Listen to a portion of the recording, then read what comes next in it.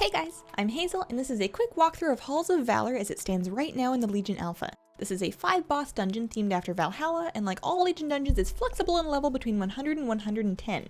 If you remember nothing else from this video, just hang on to the fact that lightning is bad.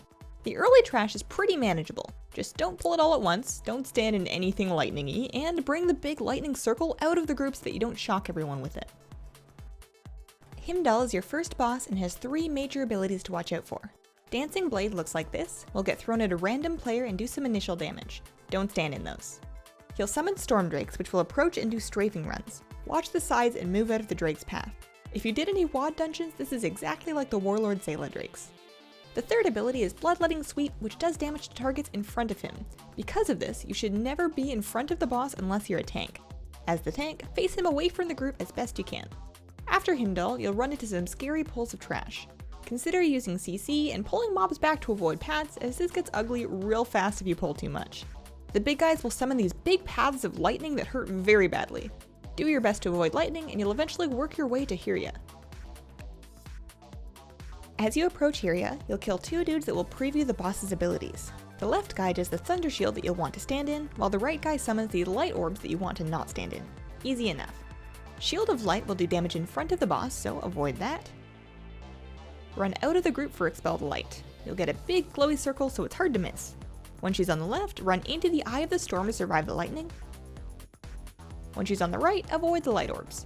The tank needs to move her between the 2 sides to manage how many stacks she has of the empowerments.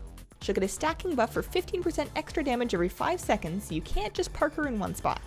After she dies, you'll progress through the dungeon and enter the Fields of the Eternal Hunt, where you'll find Fenryr.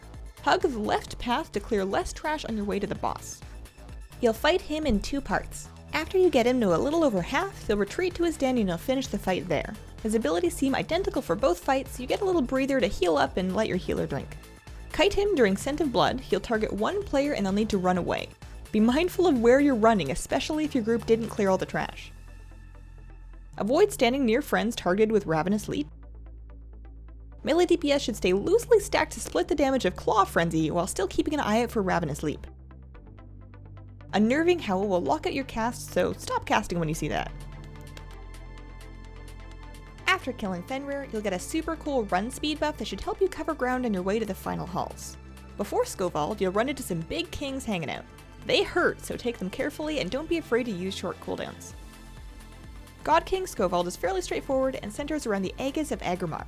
Standing behind it will reduce a huge amount of damage, and as you can see, failing to get behind it is really bad. Luckily, Demon Hunter tanks are apparently kind of OP right now. Assuming you live through the first 10 seconds, you'll want to spread away from your allies to avoid getting hit by Fellblaze Rush.